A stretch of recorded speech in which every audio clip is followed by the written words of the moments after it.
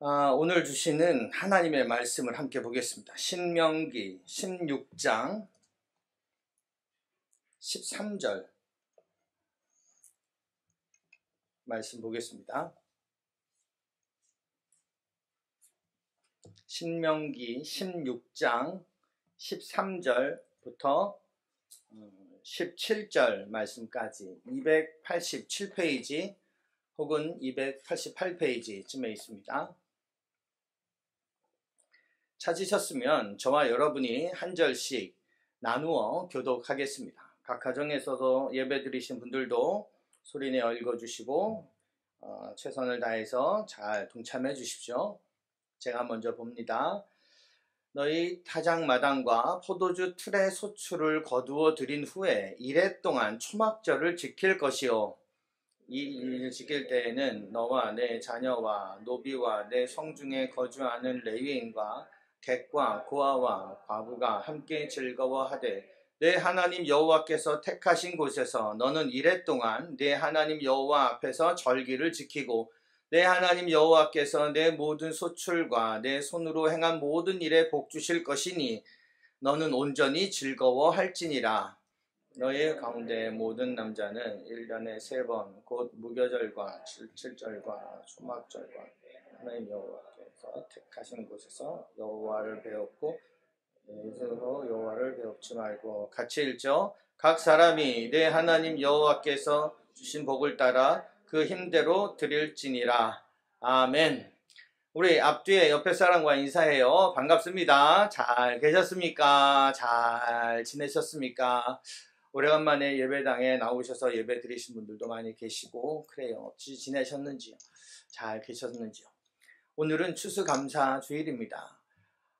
감사가 사라져가는 시대라는 것은 우리가 참 많은 사람들이 다 인정하는 부분인 것 같습니다. 우리나라가 꽤 잘 사는 나라가 되고 그래서 내 스스로 할 수 있는 것들이 많아지다 보니까 사람들이 자신감이 생기게 되죠. 할 수 있는 것이 많아지면 자신감이 생기죠. 근데 그 자신감이 우리 사람이라고 하는 온전하지 못한 자를 거치면서 그 자신감이 감사로 표출되는 것을 막아버리기도 합니다. 그리스도인들도 감사를 잃어버리기가 쉬운 것 같습니다. 그냥 내가 좀 더 하나님이 나한테 은혜를 베풀어 주시면 감사할 것이 많은 것 아닐까 이렇게 생각을 하기도 합니다. 은혜 받으면 자동적으로 감사가 될 거라고 생각하는 거죠. 아니면 내가 더 남들보다 좀 더 잘 되면 자연히 감사도 자연스럽게 더 많아질 것이다 라고 생각하기도 합니다. 하지만 이런 생각을 버리셔야 합니다. 물론 그럴 수 있습니다. 은혜 더 많이 받은 사람, 그리고 인생이 잘 되는 사람은 은혜를 안 받은 사람보다, 잘 안 되는 사람보다 은혜 받고 인생 잘 풀리는 사람이 더 감사할 것이 많을 수 있겠죠.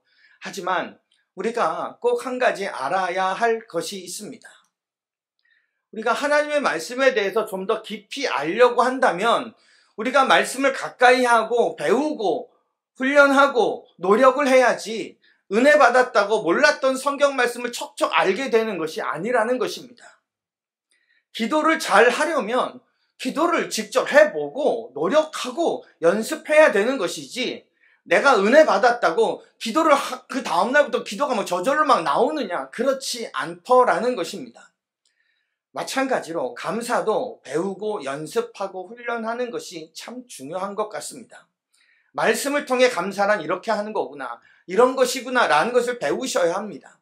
또한 신실한 주변에 있는 믿음의 사람들을 통해서 이들은 어떤 것에 감사하는지, 이들은 왜 이렇게 평안한지 그 방법을 주의 깊게 보고 연습해보고 배우는 것이 중요합니다. 그렇게 할 때 나에게 감사가 체질화가 되고 몸에 배게 되고 습관이 되는 거죠.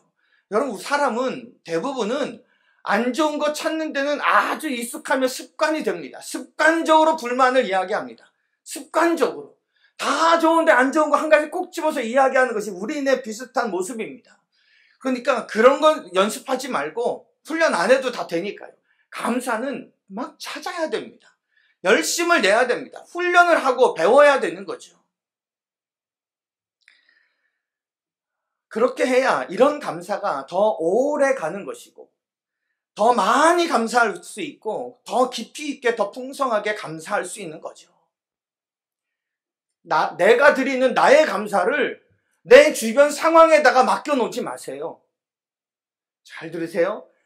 내 감사인데, 내가 할 수 있는 내 감사인데, 저기서 이렇게 하면 나도 놓쳐버리고, 저기서 저러면 나도 놓쳐버리고, 이러지 말고, 내 감사를 주변 상황에다 맡겨놓지 마시고, 주변 상황이 어떠하든지, 내가 그 감사를 유지하고, 깊이 있게 감사할 수 있는 사람이 되는 것, 이거 배우고 훈련하고 연습하는 것 중요하다는 겁니다.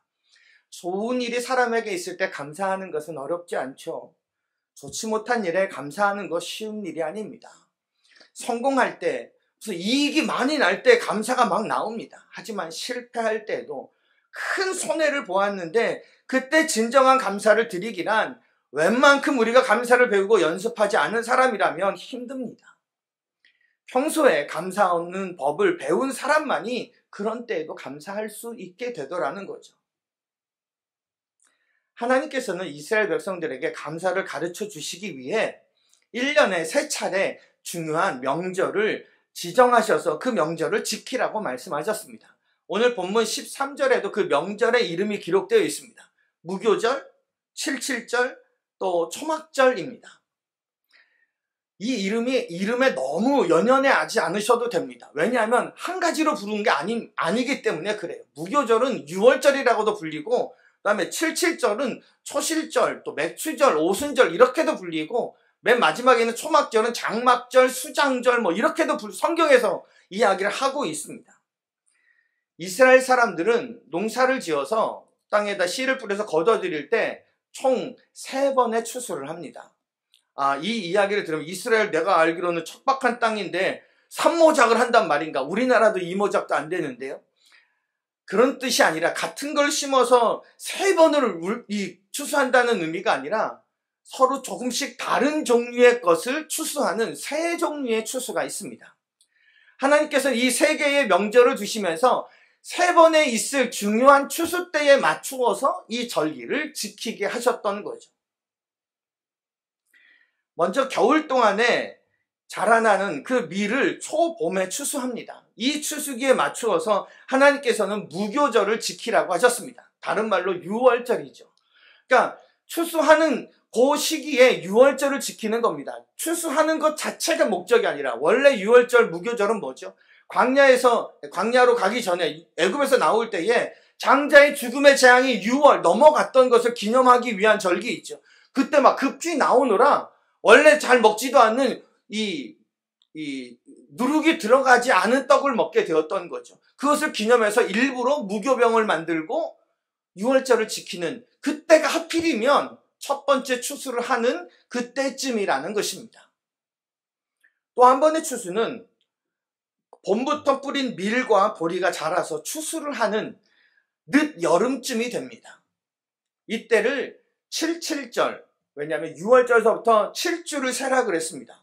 그래서 늦봄서부터 봄서부터 7주를 세서 7주씩 7번이니까 7일이니까 77절이라고도 부르고, 거기다 하나 더 집어넣어서 플러스 1, 순이 열이니까요. 50 이렇게 해서 오순절이라고도 부르고, 밀을 거두기 때문에 맥추절이라고도 부르고, 이런 보리를 거두기 때문에 그런 말을 썼던 거죠. 하나님께서 대부분의 양식은, 이 사람들은 하나님께서 주신 양식은 그때 얻습니다. 맥추절 때 얻습니다. 하지만 모든 추수가 다 끝난 것은 아니죠. 늦 가을이 되면 그동안에 열심히 가꾸었던 올리브나 없어서는 안 되는 포도나 무화과나 이런 과실들의 열매를 거두게 됩니다. 그 과실들을 풍성하게 소출하는 연말이 되면 그때에 초막절을 지키라고 하나님이 말씀하셨어요. 3번의 추수가 있는데 그 추수 시기에 맞춰서 3가지의 명절을 주셨던 거죠. 왜냐하면 사람은 좀 풍성할 때 감사가 나오거든요. 그래서 뭔가 추수를 거둘 때에 감사하는 것을 배우라는 의미에서 자연적으로 감사를 배우게 하기 위해서 하나님께서 이렇게 하신 것 같습니다. 그런데 안타깝게도 이스라엘의 긴 역사를 보면 이 중요하다라고 그렇게 강조하셨던 3가지의 절기를 제대로 다 지킨 적이 거의 없습니다. 이런 절기가 있다고 하는 사실조차 까맣게 잊어버리고 수백 년을 보낸 암흑기도 있었습니다. 여러분 이걸 통해서 그만큼 하나님께 때를 따라 적절한 감사와 영광을 돌린다는 것이 얼마나 쉽지 않은지를 우리가 깨닫게 되기도 합니다. 또 한 가지는 우리는 이렇게 이스라엘 백성들의 전철을 밟지 말아야 되겠다. 그렇게 감사가 체질화되라고 감사를 자연스럽게 배우라고 추수 때에 맞춰서 감사의 절기를 했는데 그를 잊어버렸던 거죠. 여러분 우리들은 감사가 체질화되고 감사가 습관이 되고 지속적으로 감사하는 법을 배우고 연습했으면 좋겠습니다. 오늘 설교는 크게 2개의 파트로 나누어질 예정입니다. 제목처럼 우리는 무엇을 감사해야 할까? 무엇을 감사해야 되는가? 감사의 내용에 대해서 살펴보게 될 것이고 하나님이 말씀해 주신 3가지의 절기를 다 살펴보고요. 그리고 또 한 가지는 그러면 우리는 어떻게 감사하라는 것일까? 감사의 구체적인 방법에 대해서 맨 마지막 3번째 절기인 초막절에 초점을 맞추어서 어떻게 감사하면 좋을까 하는 것을 살펴보겠습니다. 무엇을 감사하면 좋을까요? 6월절을 주심을 통해서 우리는 깨닫게 됩니다. 우리가 우선적으로 감사해야 될 것은 나 같은 죄인을 하나님께서 구원해 주셨다는 구원의 은혜에 대한 감사함이 있어야 된다는 겁니다. 그럼 우리가 누구입니까? 저는 요즘에 잘 때마다 침대에 누울 때마다 새록새록 느끼는 것이 있습니다. 자, 여러분 우리가 침대에 딱 누웠다고 합시다. 우리의 호흡이 점점 잦아들고 이렇게 안정적으로 되겠죠. 그 호흡이 얼마나 약한지 아십니까? 여기다가 손을 갖다 대도 이 호흡이 얼마나 점점 약해. 근데 이 약한 호흡이 멈추면 끝나는 게 우리 인생입니다. 사람이 별게 아닙니다. 어마어마하지 않습니다. 이 약한 호흡이 멈춰지면 여러분 그렇게 잠들듯 우리가 죽을 것 아닙니까 사실. 근데 저는 요즘에 침대에 누울 때마다 내 호흡이 이게 정말 약하구나. 왜? 난 점점 졸려지니까요. 호흡이 약해지는 거죠. 자연스럽게. 근데 그걸 느끼게 돼요. 우리의 호흡이란 게 정말 약한, 이게 멈추면 멈추는 거다. 그럼 우리가 누굽니까? 하나님 앞에 설 수 없는 죄인 중에 죄인입니다. 하루살이와도 같은 우리, 죄인인 우리, 하나님과 친해질래야 친해질 수 없는, 하나님과 화목할 수 없는, 성경의 표현대로 보면 하나님과 원수된 우리입니다. 그런데 그런 하나님이 우리를 사랑하셔서 자기의 아들 예수 그리스도를 독생자로 보내셨습니다. 우리를 위해 십자가에 오르셨고 우리의 모든 죄를 그분의 십자가에 담당시키셨습니다. 그분의 보혈의 피로 말미암아 우리가 깨끗하게 죄 씻음을 받게 된 것이지요. 더 나아가서 우리를 향해서 나의 자녀다, 하나님의 자녀다라고 칭하셨습니다. 더 나아가서 앞으로는 그 하나님을 아바 아버지라고, 아빠 아버지라고 부를 수 있게 하셨던 거죠. 영원한 하나님의 나라를 들어갈 수 있게 하시고 영원한 생명을 우리에게 값없이 주셨던 겁니다. 그래서 우리가 그 은혜, 그 영광 기억하며 감사해서 이 자리에 나와 예배하는 것이 된 것이죠. 여러분 이게 구원의 은혜입니다. 나 같은 거를 어떻게 하셨는지, 나 같은 못된 마음을 나를 진짜 다 알고 구원은 하신 건지, 나 이렇게 썩었는데, 이렇게 못된 생각하는 사람인데 이걸 어떻게 다 알고 그래도 하셨는지 진짜 기가 막힐 노릇입니다. 여러분 이것에 대한 감사가 기본입니다. 이 감사를 모르는 사람은 어떻게 보면 하나님 앞에 진정한 감사를 드릴 수 없습니다. 구원의 은혜에 대한 감사가 없는데 하나님 잘 되게 해주셔서 감사합니다. 건강하게 해주셔서 감사합니다. 돈 좀 벌었다고 감사하고 건강하다고 감사한다면 여러분 이게 사실 큰 의미가 있는 감사가 못 되는 거죠. 가장 큰 감사, 가장 기본인 감사는 구원에 대한 감사입니다. 오늘 이 시간에 이 예배 자리에 나오신 여러분들은, 저와 여러분은 우리의 마음속에 성령께서 오시어서 우리의 마음에 잊어버렸던 그 구원의 감격이 되살아나고, 그래 나 같은 자가 주의 자녀구나, 내가 이 더럽고 썩는 세상에서 살다 끝나는 인생이 아니라 하나님 나라에 들어가는 자이구나 하는 그 감격이 다시 회복될 수 있기를 바랍니다. 세상 만사 모든 것은 다 흘러갑니다. 내가 좋아하는 것도 있다가 없어집니다. 지금 내가 맛있게 먹는 것도 못 먹을 때가 옵니다. 지금 일이 이렇게 잘 되어도 안 될 때가 옵니다. 세상에는 지금 내가 잘 되어서 다 이것을 영원토록 누릴 것 같지만 그것을 못 누릴 때가 옵니다. 모든 것 다 아름다운 것도 금방 사라집니다. 그러나 나에게 주신 이 구원은 변하지 않습니다. 사라지지 않습니다. 훼손되지 않습니다. 그러니까 조건들 앞에 그냥 요거 감사, 아이고 요건 안 감사, 요건 감사, 옛날엔 감사, 지금은 안 감사 이러지 말고 그거 하기 전에 날 구원하신 변함없으신 그분의 사랑과 은혜로 말미암아 감사할 수 있는 것. 우리가 무엇을 감사해야 합니까? 첫 번째, 유월절을 통해서 주시는 구원에 대한 감사입니다. 두 번째, 맥추절을 통해서 우리가 무엇을 감사할지를 생각해 보죠. 맥추절은 쉽게 얘기해서 그들에게 있어서는, 그 지역에 있어서는 농사를 지어서 곡식을 다 추수한 다음에 창고에 쌓아놓고 하나님 앞에 감사드리는 그와 같은 감사절입니다. 이 모든 것이 하나님의 손에서 왔다는 것을 고백하는 절기죠. 6월절서부터 77, 50일이 지나서 드리는 이때쯤이 늦여름입니다. 이때는 하루 지킵니다. 여러분, 우리가 먹는 것 하나하나도 다 하나님이 주신 것이라는 생각을 하고 있습니까? 내가 마시는 물 한 방울도 하나님이 주신 겁니다. 모든 것이 하나님의 손에 왔다. 이것을 그들은 농사 짓는 사람들이어서 그것을 뼈저리게 느꼈던 거죠. 하나님이 나 같은 것을 이렇게 사랑하셔서 일용할 양식을 때마다 차려주시니 감사하다, 경배하다 하는 것이 맥추절입니다. 이 맥추절인 거죠. 여러분, 이때 우리가 무엇을 감사할 수 있을까요? 예수님이 가르쳐주신 기도에도 보면 이런 기도가 있습니다. 일용할 양식을 주신 것에 감사하라고요. 일용할 것은 하루 쓸 겁니다. 여러분, 맥추 감사는 모든 추수가 다 끝난 것이 아닙니다. 아직 뒤에 거둘 것이 더 남아 있습니다. 그런데 그 중간에서 풍성함으로 말미암아 감사하는 것입니다. 아직 완성되지 않은 상황에서의 감사입니다. 모든 것을 다 쌓아놓은 것이 아닙니다. 아직 추수할 것이 더 있음에도 불구하고 감사드리는 것. 아직 난 조금 더 잘 되어야 되는데 그런데 감사드려야 하는 것. 여러분, 우리에게 이런 감사가 얼마나 많이 있습니까? 사실 요즘은 먹을 것이 넘쳐나는 시대 아닙니까? 옛날에 무슨 구약성경에 나오는 솔로몬이 이렇게 잘 먹었을까요? 그 무슨 대제국의 황제가 이렇게 잘 누렸을까요? 우리처럼 호의호식했을까요? 지금은 글로벌 시대, 지구촌입니다. 지구촌. 그러니까 지구촌에서 코로나가 와서 그냥 중국이 그랬다가도 그냥 온 세상이 이렇게 되지 않았습니까? 그냥 마음만 먹으면 해외 나가지 않아도 어디든지 가서 해외 음식을 먹습니다.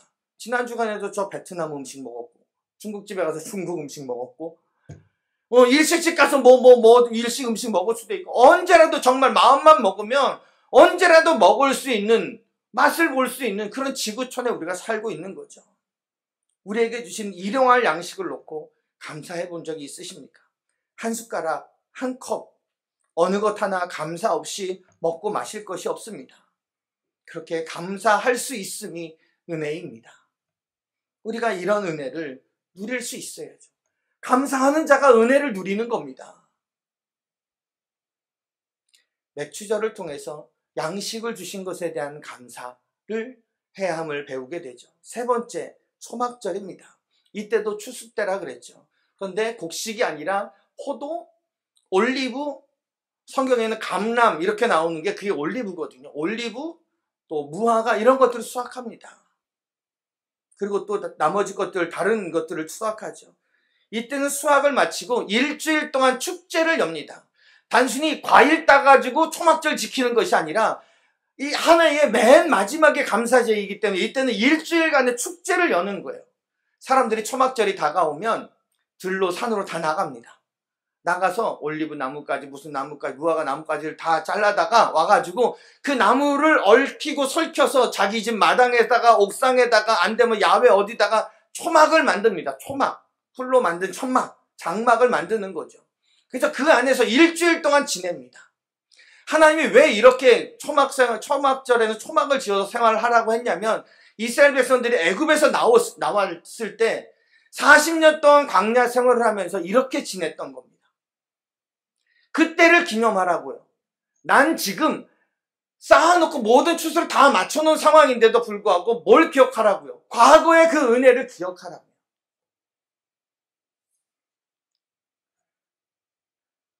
과거에 지나온 시간을 되돌아보는 것이 초막절의 의미가 된다는 거죠. 하나님께서 그 광야에서 어떻게 이스라엘 백성들을 도와주시고 어떻게 인도하셨는지, 얼마나 든든히 보호하셨는지, 수많은 들짐승들로부터 어떻게 생명을 지켜주셨는지를 회상하고 그 은혜에 감사하라는 것입니다. 얼마나 고달프고 힘들었을까요?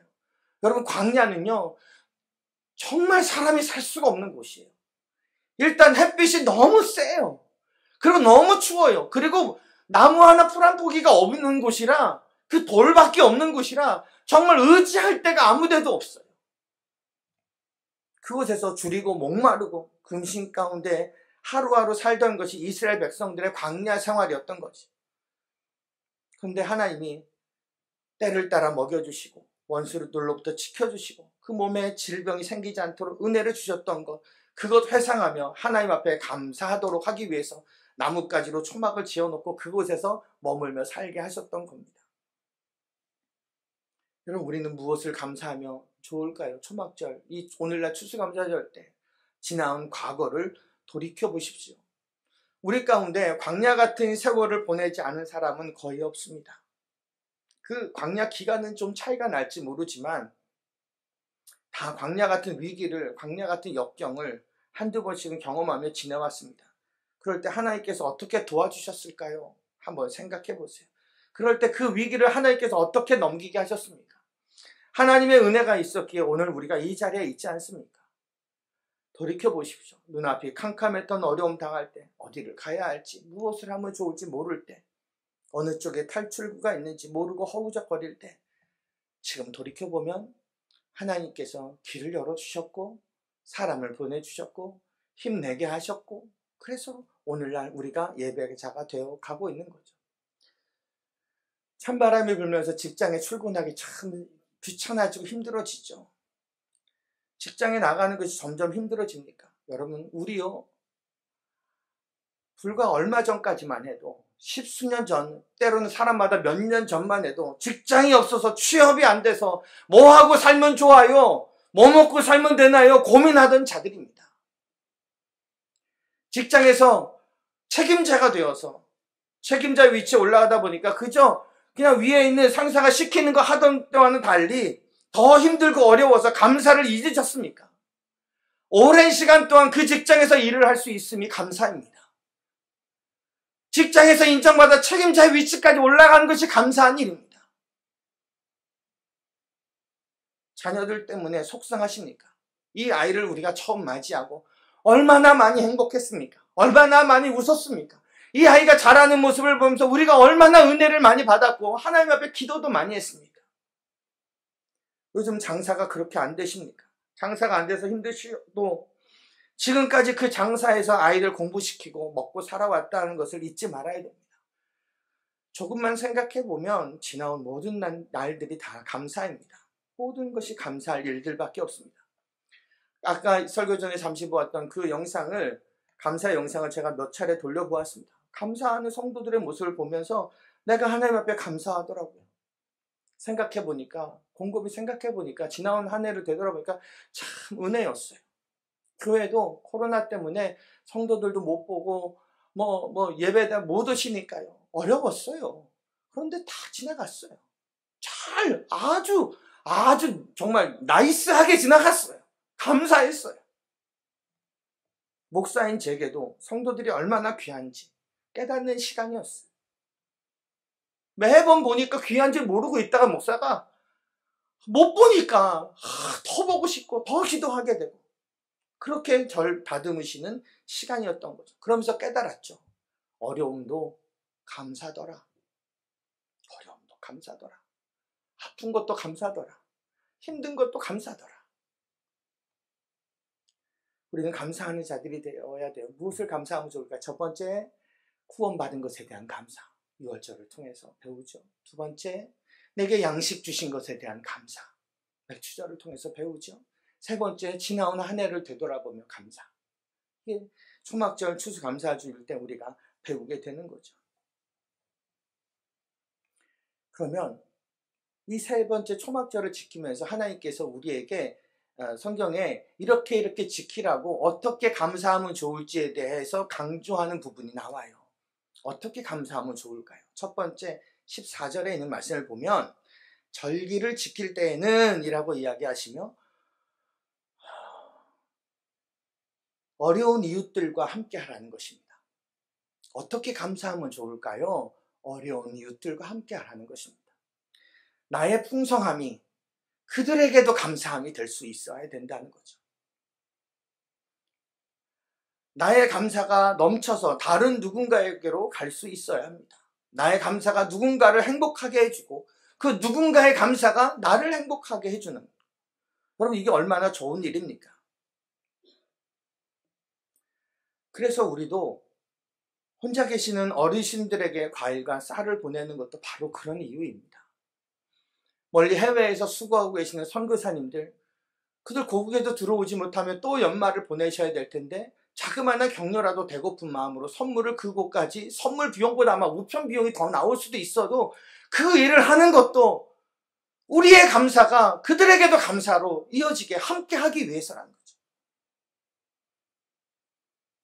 군인들을 조금이라도 돕고 격려하고 싶고, 죽어가는 어린 생명들, 얼굴도 모르는 그 아이들, 우리 집 아이는 귀하게 이렇게 사랑받으며 크는데 그 집의 아이는, 그 누군가의 집의 아이는 찬바람에 목숨을 잃는 일은 없어야 된다라는 생각에 우리가 2만 원짜리 실 사서 고생해서 뜨개질해서 털모자라도 주는 거죠. 나의 감사가 누군가를 행복하게 해주는 것이어야 한다는 것. 어떻게 감사하면 좋을까요? 어려운 자들과 함께 하라가 하나님의 답이었습니다. 또 한 가지 14절의 하반절에 보면 이런 말씀이 있어요. 객과 고아와 과부와 함께 즐거워하되. 15절 말씀에 쭉 이렇게 하고 맨 마지막에 15절 맨 끝에 보면 너는 온전히 즐거워할지니라. 어떻게 감사하면 좋으나 두 번째는 즐거워하는 것입니다. 집에서 가정주부들은 다 알 것입니다. 예를 들어서 음식을 차려줬어요. 그래서 다 하나 차려줬어요. 그러면 어떻게 돼요? 잘 먹나? 맛있게 먹으면 그게 음식을 만든 사람이 행복한 거죠. 하나님이 우리의 인생을 이렇게 이끌어 오시면서 되돌아보면서 뭐 이따위 인생이 다 있었어 이러면 하나님이 확 잡치는 거예요, 기분. 그런데 우리가 감사하고 막 기뻐하고 막 행복해하고 영광을 올려드리면 나의 기쁨이 하나님을 기쁘시게 하는 거예요. 내가 행복하면 우리 하나님이 너무 행복해 하세요. 내가 즐거워하는 거죠. 감사 어떻게 하면 좋을까요? 즐거워하는 거예요. 즐거워하는 거. 그것도 함께 즐거워하는 거예요. 같이 하라고요. 14절에도 여러 사람들이 나오지만 거기에는 고아와 과부와 객과 이런 사람들만 있는 게 아니에요. 자세히 보시면 14절에 거기에 너와 내 자손과 레위인도 있고 뭐 이러는 거예요. 이런 사람들과 다 같이 성중에서 함께 공동체임을 기억하며 섬기라는 거죠. 함께 즐거워하라는 거죠. 우리에게 베푸신 일들을 함께 즐거워할 수 있습니까? 저 사람에게 베푸신 은혜를 보고 나도 감사합니까? 예를 들어서 어떤 집이 잘 됐어요. 그러면 여러분 기쁘십니까? 우린 공동체입니다. 함께 기뻐할 수 있어야 돼요. 우리 장로님네가 꿈꾸던 그 단독주택으로 이사를 가요. 난 너무 기뻐. 성도들이 조금 더 넓어진 아파트로 이사 가면 전 너무 기뻐요. 어떤 집에 텔레비전이 40인치였는데 75인치로 바뀌었어요. 나는 너무 기뻐. 화면 좋다 그러면 너무 기뻐. 어떤 집이 자동차를 아주 좋은 걸로 바꿨어요. 감사해, 고마워, 행복해. 여러분 어떠세요? 쓸데없이 TV를 많이 큰 거를 보고 뭐 이러세요? 아니야, 같이 기뻐하는 거예요. 저 사람이 행복한 게 나도 좋아.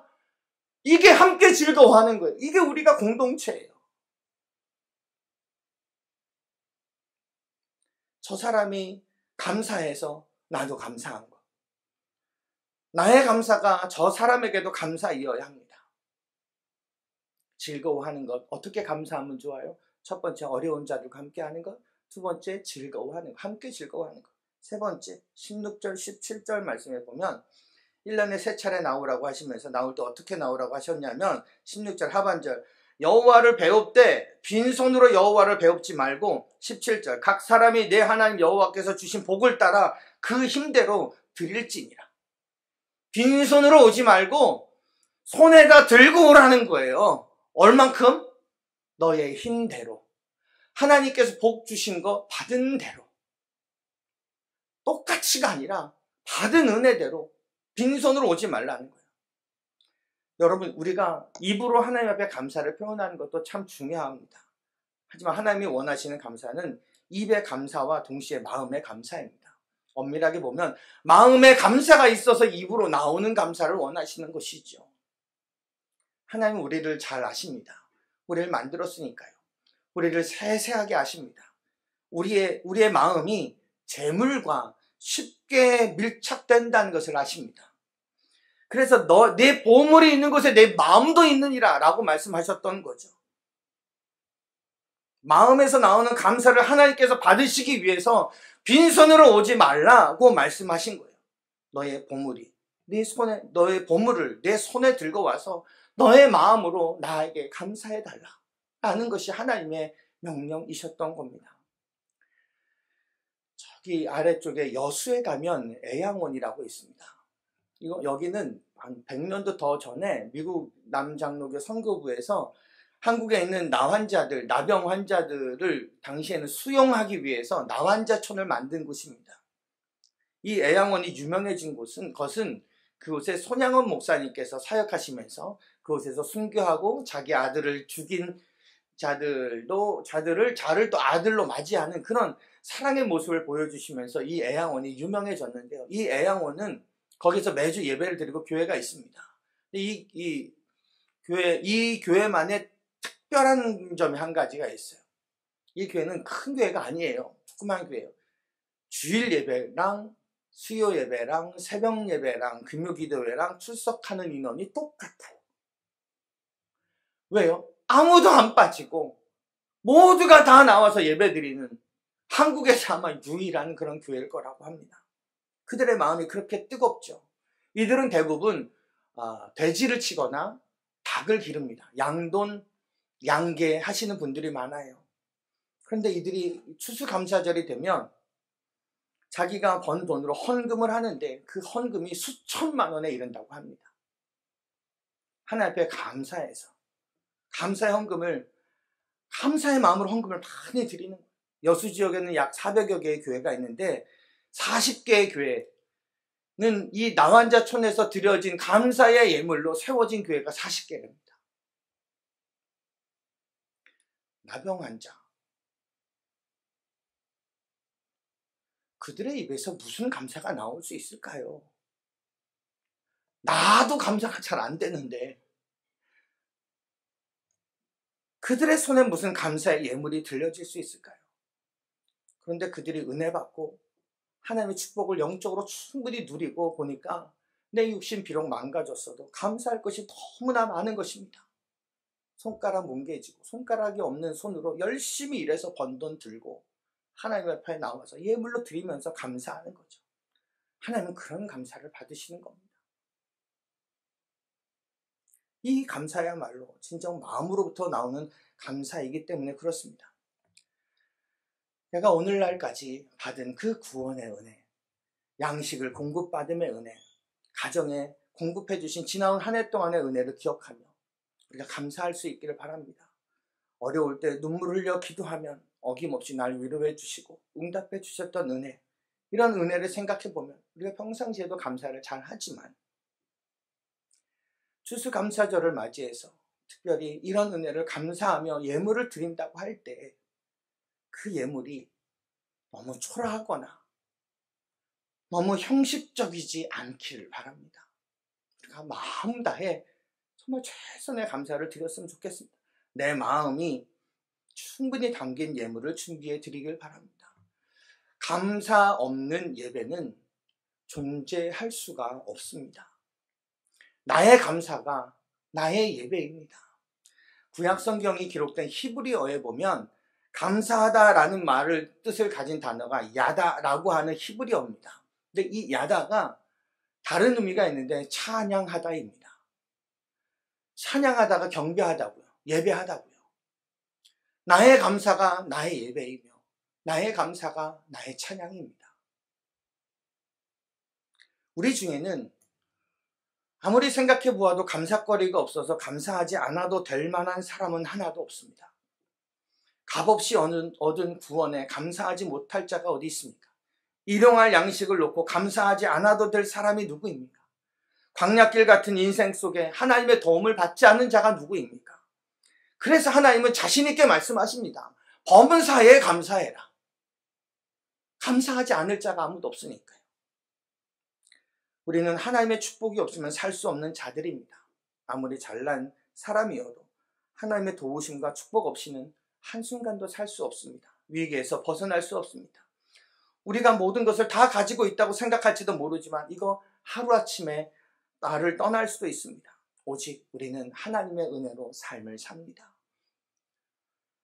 모든 것이 하나님의 은혜입니다. 그 하나님의 은혜 앞에 감사하며 예배하시고 감사하며 행복해하시고 그 구원과 양식과 지나온 날들을 감사하시고 어려운 이웃들과 감사하시고 함께 즐거워하시고 예물을 드려 감사하게 하는 최고의 감사를 올려드리는 자들이 다 되시길 주님의 이름으로 간절히 축원합니다. 아멘.